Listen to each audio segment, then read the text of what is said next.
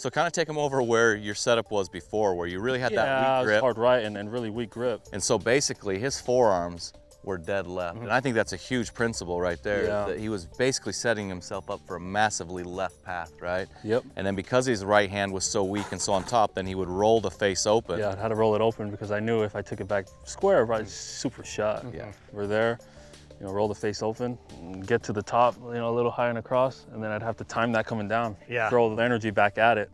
And so I'd create a lot of spin and a lot of steepness, you know. I don't know. We're only gonna get one of these shots. There you go. And now show them how you set up now, how much you've turned your right hand underneath and how much your right arm is softened. I mean, basically, it's changed 8 to 10 inches of where his right arm used to be. It's crazy. And so when he put his right hand, basically turning it more underneath like this instead of turned over, it dropped his right forearm. So even though he's hitting a fade, his forearms actually are slightly pointed more rightward than his shoulders. And that's really helps him support the club at the top, but the right hand being stronger makes the face so much more square. And then, like you said, I can just feel how much more passive that second one was. Right, just a little bit of movement. Just barely moved. Just gonna fall, Looks like the right side's a little bit lower to dress too. 100%. I think it's a result of the right hand being a little bit more stronger. Yeah.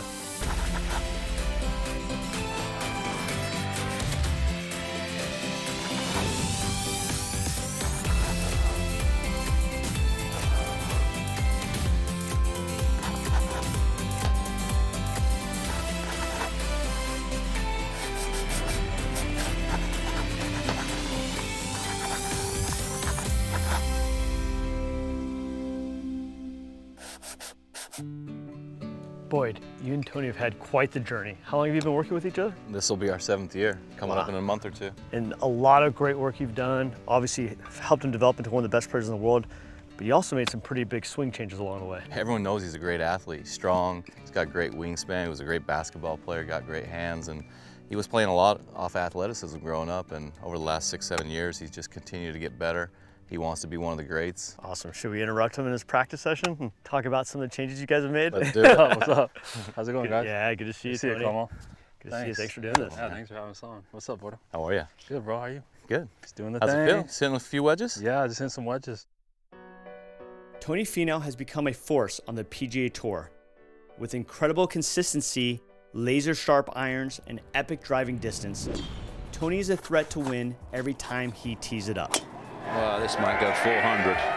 He's doing it with his coach, Boyd Summerhays, who is a Golf Digest top 50 teacher and has a track record as a successful player, which helps him understand the unique perspective of making a swing change while still trying to compete. 3 or 4 months into his Corn Ferry season, I get this text from Tony that says, hey, I'd like to get together. In the back of my head, I'm like, I don't know whether he wants to get together to talk about scheduling, you know, just advice on the tour, caddies. He shows up to this public golf course, Davis Park in Utah. It's a, you know, little muni, and he's got basketball shorts on, a t-shirt, and basketball shoes. So I'm like, okay, maybe it's just a chat. He just wanted to dunk on you, right? Maybe it's just a chat, you know, maybe he just wants to talk. And then he goes in the back of the trunk, pulls out his clubs, and I'm like, all right, here we go. Get to work. Boyd began working with Tony 7 years ago on the Corn Ferry Tour, where they made dramatic swing changes that have led him to become a top 10 ball striker on the PGA Tour. Well, we got on the range and I started hitting shots for him. You know, one of the first things he's ever said to me was, he says, I believe you can be one of the best players in the world. That was confidence for me. I was a mini tour player, just got on the Corn Ferry Tour, just trying to get on the PGA Tour. So to hear that from somebody like Boyd, I think gave me some confidence. What he said after that was, you're gonna have to learn how to hit it straighter. You know, and he says, and if you do that, you know, I do believe you can be a world beater.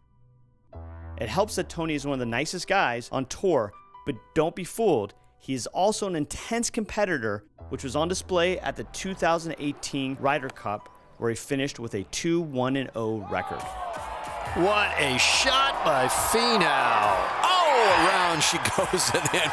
I asked Tony and Boyd to walk me through the changes they've made and to also introduce me to their family of elite golfers and how they all train at the stunning Silverleaf Club in Scottsdale, Arizona. Right around 2008, 2009, I had length like nobody's business. You know, I could swing it 135, 140 miles an hour, over 200 mile an hour ball speed, no problem. So I had all the speed in the world, but I couldn't hit it straight enough. You know, to compete, I couldn't find it. After playing a few years of professional golf, let's try and move it one way. That time when you were just smashed, was it? Hard draws. Hard draw, When I was hitting it hard, the ball was moving left, and Yeah. a lot of juniors grow up there, they want to hit it far, Big and old so I was slingers out there. big hooks, and I kind of grew up hitting that shot shape. So pretty much only one shot. When I came to Boyd, I was hitting only a cut. It was very spinny and very steep. And even at Milwaukee, he got into the PGA Tour event and he recorded 198 ball speed, drove a 380-yard par 4 at sea level, but like I said, he couldn't control it. As we're talking about this, can you demonstrate with the driver so we can kind of visualize exactly what the high draw, long backswing? Well, let's just see. Yeah, let's see the whole evolution. Maybe you can mimic some of the early stuff. Yeah, no doubt. Before, he used to have an extremely high, super high right arm, and a really weak super right weak hand. Right hand. So my right hand just basically meaning like really far over the top. Right. And really high forearm and high shoulder because of that grip. Well, instinctively, it's probably just to get your path to the left a little bit, and then probably to roll the face open. You're not going to hit it left if you're doing that. They kind of go with each other, right? That came from trying to. Oh yeah, his V on his left hand was pointing more towards his left shoulder. And now, it was quite high. And so when you took it back, what did the face do? Yeah, let's try. I mean, don't do too many of these, but let's try a couple. Try to go over the top here, open face.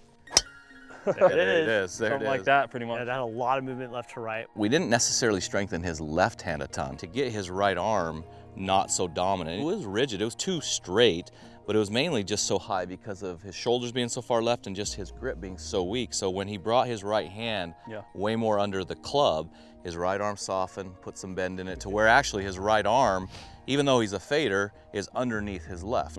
That started to take care of the club face. We know club face. And I would say I started to feel it more in my fingers and up in the palm kind of thing. I see. Does that make sense? Yeah, absolutely. So, almost like if he was looking at his hand, he was looking at a little more underneath, like so. Yeah. Something like that. And just right away, I started hitting shots like that. And this is the thing, right? I mean, in order to hit a fade, you just need the face open to the path. What you're doing is you're making that face more square to the path coming down, so it's actually more passive through the ball. Yes. As opposed to hitting a fade where you're kind of almost slapping Turning at it down for it to slide, and getting steep. Well, one of the ways he adjusted for his path being so far left because of his setup and because of rolling the face open is he aimed it quite a bit to the right, which only compounded the problem, right? He just had to pull across it, hit down and across even more, and then it was starting to spin so much. When we first started working together, you were playing a 6.5 to a 7-degree driver. Super stiff driver.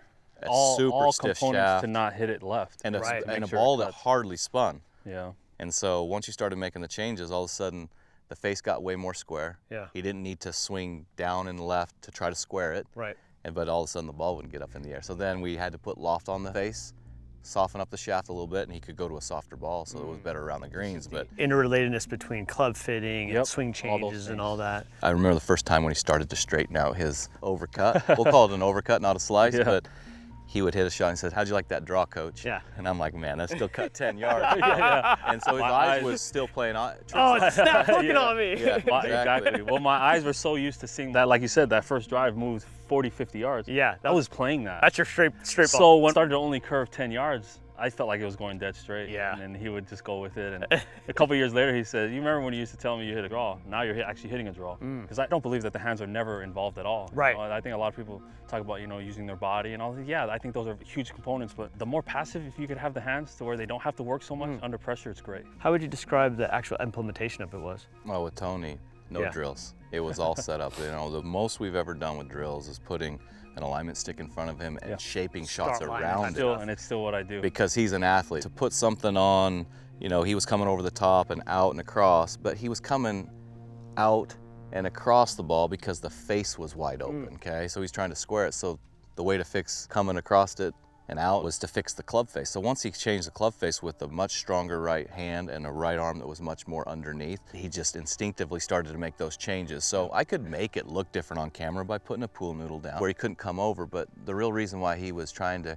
come out and across was because the face was so wide open. So once he changed that, his path changed on its own. If you change the face, oftentimes so many things will change around it. it. 100%. And I feel like that's where they say grip's like a big fundamental. It's because it's changing your hand's relationship to that face. Yes. If you get that whatever direction, everything else is going to change around that No often. doubt. I feel like our body reacts to the face. Yeah. Yeah. And even your backswing has gotten quite a bit lower. That's even just through the setup and changing that face relationship. Yeah, it was just through the setup. Going back to our first lesson, the first thing we did was we fixed the grip, worked on a shot to keep it in the fairway. The result of that shot is why I have now my patented short backswing. Once we got grip down and started to get that a little more playable, we just started hitting these little squeeze cuts. The result of just hitting a shot, not making a swing, hitting a shot, changed a lot of other things. Everything Organically. So then my swing started to round out a little more, started to get cut off a little bit. It's like a patented thing for me now. A lot of people know that I don't take the club back very far, but I'm able to generate enough power from there. But it's more that I'm hitting a shot and getting out on the golf course and just trying to see shots and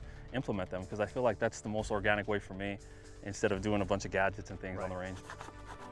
Next on Swing X. A lot of guys do it differently. I like to just feel like I'm covering a little bit better with my right. The left, I just feel like I'm holding it off a little bit.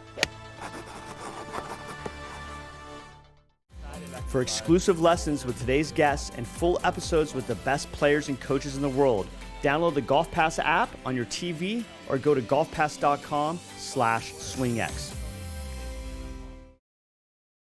This more neutral motion overall has probably allowed you to actually work your irons a bit both ways, and we've talked a little bit about this. Yeah. How it's actually really opened up your iron game a bit. I don't love working it with my driver. I like keeping it pretty simple off the tee and just hitting one shot with the driver. But with the irons, it's been great to be able to move the ball both ways. I think the reason, for our climb in the world ranking and just being one of the best players in the world is that I'm able to attack, from the fairways when I hit the fairway, and hit draws and hit fades with an iron. At the President's Cup, it was quite cool. I had a conversation with Tiger. We're watching the guys come in as we're finishing up on Sunday of the President's Cup. And Tiger says to me, he's like, man, I've really noticed you're able to work the ball right to right with your irons.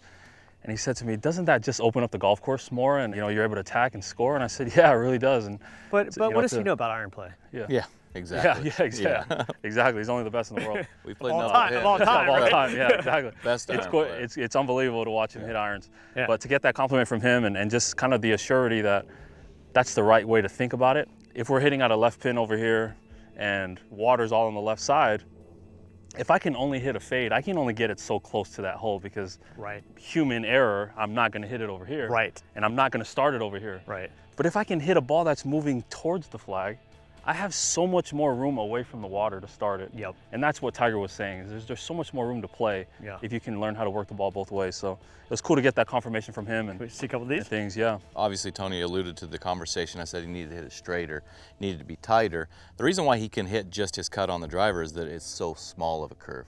So even in a left to right wind, it's so gentle, it's not going to get out of control. Left to right. That was a nice little slider if I had to bring one in from the left. And then the draw. Yeah, that was just so subtle, right? Just like a little fall, right? So nice. I think a lot of the shots you hit with the setup, just ball back a little bit more, and again, it's only able to happen because of the changes with our grip and the face. Yes. Like you said, you put it farther back in your stance, which basically puts the ball farther back in the yard. Exactly, and starting a little bit more to the right. A lot of guys do it differently. I like to just feel like I'm covering a little bit better with my right. The left, I just feel like I'm holding it off a little bit. And those are ways that you can work the ball, but you can only do that, I feel like, with a more passive face or just a more square face coming down, which is what I have now. And then the ability to work the ball both ways is what's made the biggest difference. Where no doubt. Literally hard left to right wind in the major championships, these tougher pins, and the Open Championship where it's howling, he can just bank his ball back up against the wind. So it's been a huge asset for Tony, and plus he's a super aggressive player. Anyone that's watched him play, now he hits driver everywhere he can. Before we kind of avoided it because he's a smart guy. He plays with what he has at the moment. So even in his rookie year on tour, we hit so many 3-woods. We got a really strong 3-wood and hit it all the time. Off the tee, And now he hits driver every time he can because it's his strength now. I had to play a really firm ball, so I was losing a lot of shots around the greens. Yeah. And I'm playing against the best players in the world, guys that can get up and down from a trash can like we talk about. Right. They can get up and down from everywhere. And I'm losing a lot of shots around the greens, but I had to offset somewhere. The process of getting better off the tee and just getting the swing better helped the whole game. Softer ball around the greens, spin it more, learn how to hit those spin shots into the green. So it's helped every part of the game. I'm now able to use a softer ball than when I first came out. If I were to use that ball now, it'd just be crazy around the greens. I wouldn't be able to spin it. And we're gonna go deeper on that relationship between club fitting and swing changes. You can check that out on GolfPass app and golfpass.com. We're gonna do an extended version of me and Boyd at Ping headquarters talking about that relationship between club fitting, swing changes, and how they're related. Tony, Boyd, you've now taken us from the range to the course. We got a big group here. Introduce us to everybody. Well, this is a typical afternoon for us. So Tony's oldest son, Drace, hitting right here. He's a great athlete. Got my son, Preston, 17, Grace 15, Cam 12. Oh, so yeah. this is a great swing, Drace. Shots, huh? This is a typical afternoon for us. We love to play as a family, and we both got big families, so. And a lot of the work you guys do is actually on the golf course. Yeah, no doubt. I love playing golf first and foremost, but you know, when we go through these swing changes like we talked about, where I see the biggest difference in if they actually work, Nice shot, Cam. or if I can have them be instinctive, is when I play golf. So I'm not a huge range guy, and I just learned that. I'm very visual when I play. You know, whenever I'm going through a swing change or a feel or a thought that I like, I need to see if it works out on the golf course. Stress test it out there. Yes, exactly. So I go out on the golf course, and I had nice Grace. I go out on the golf course, I try it out. I'll hit 4 or 5 tee shots with different clubs. I'll take my driver, my 3-wood, my 3-iron, the 3 clubs I use most off the tee, hit different shots with them. Wherever those shots ended up, hit those shots into the green, obviously various distances, and then just kind of work from there. If I feel like I need to hit some fairway bunker shots, I'll throw a couple in the bunker. But I've always been that way. I've enjoyed playing golf, but learning how to incorporate what I'm feeling onto the golf course, because I feel like on the range sometimes, you know, I can throw a ball down on a flat lie from the fairway, and by the second or third ball, I'm gonna figure it out. Right. You know, there's something there where, as an athlete or just as a golfer, after you miss a couple, you're probably gonna hit the next one pretty good. But that's not actually But that's not how golf works. Yeah. You know, I need to figure that out the first time. It also teaches me what the miss is when I'm working on something, like right out of the gate. What did I just do? Did it go right? Did it go left? Did it hit on the toe? And so it's already training myself to know, okay, when I thought about that swing thought, the first thing that I did was this. Okay, then we got a lot of work to do. What, you know, why is it happening? You know, Boyd, maybe shoot him a text, or if he's with me, hey, this is what I'm feeling. What are you thinking? Yeah. You know, after those type of swing thoughts. On the golf course is where I'm going to learn the most, and so that's where I like to practice. Can you hit a couple for us? Yeah. Have you hit a driver? Yeah, let's do it. When I have this club in my hand, I mostly just see a little slider. In golf, you know, I like to say, just like in boxing, you know, you can't hit what you can't see. When I have this club in my hand, you know, naturally I just see the ball sliding a little left to right. So, see if we can get one out there past P. He's starting to catch me. So. That's beautiful. What's cool about his new shot too is sometimes over the last 2-3 years, we'll almost call it a drade. Like it's so tight of a curve, it almost looks like it wants to go left and it falls to the right. So that's why he's able to hit this fade all the time with the driver, because it curves so little, so tight. I know that you would predominantly fade it, but let's say a hole really calls for a draw. Yeah. What would you do in that situation? I would hit my 3-wood. Okay. Most likely, yeah, and I'll hit that shot now. Okay. From my 3-wood down, you know, pretty much to a lob wedge, you know, when I'm swinging well, of course, I can work it both ways. For example, number 18 at Sawgrass, you got the water all down the left side. Yes. The comfortable shot and the shot that my eyes see is something starting away from the water and working towards the fairway. Right. It's So- unnerving to try to start this over the water. It's crazy, you know, it's just, my eyes don't even allow me to see that shot, even if that's the only shot that I have. This is definitely the shot I would hit. It was just a little draw. I started away from the trouble and just try to turn it back into the fairway. It's similar to the iron you hit on the range that you drew. You played it back in your stance. Yes. So with this, it's teed down. You're hitting down a little bit more, helps get the path a little bit more out to the right. Exactly. I would say the ball's gonna be a little bit further back.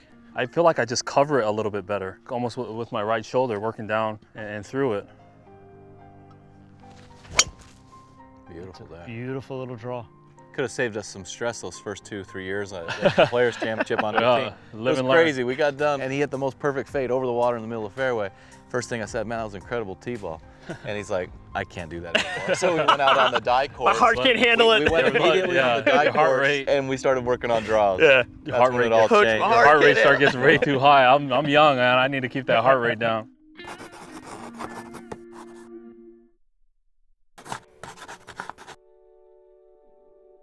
I think there's going to be a lot of different #1 players in the world in the next 12, 15 years. I don't think you're going to see guys that are the best player in the world for 2-3 years anymore, because I think the game has moved that direction. Tiger has changed the mold of what the game is, and I think there's so many great players, so many great athletes that I do see the top 10 being reshuffled, you know, just about every year with different names.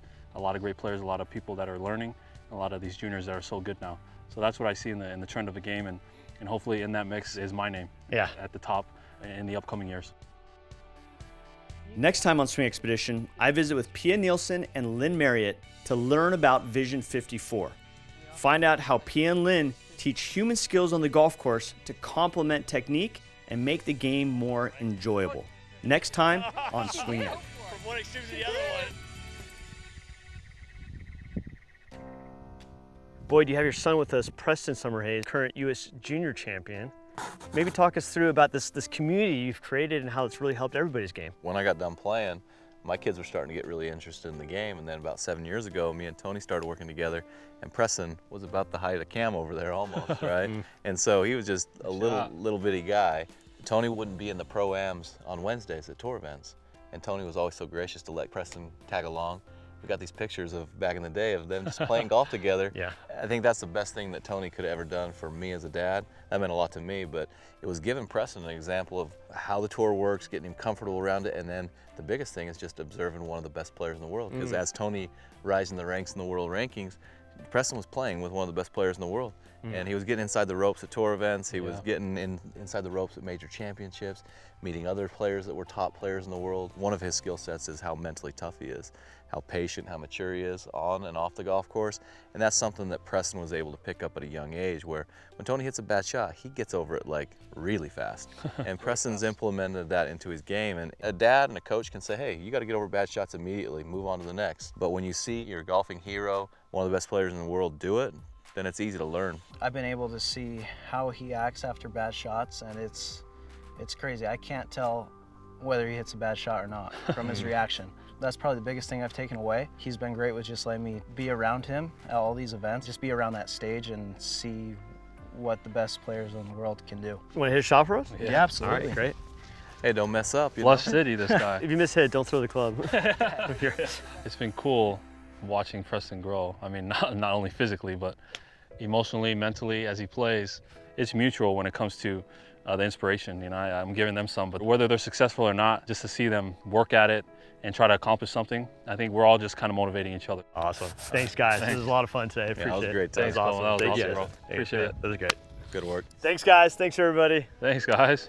Way to go.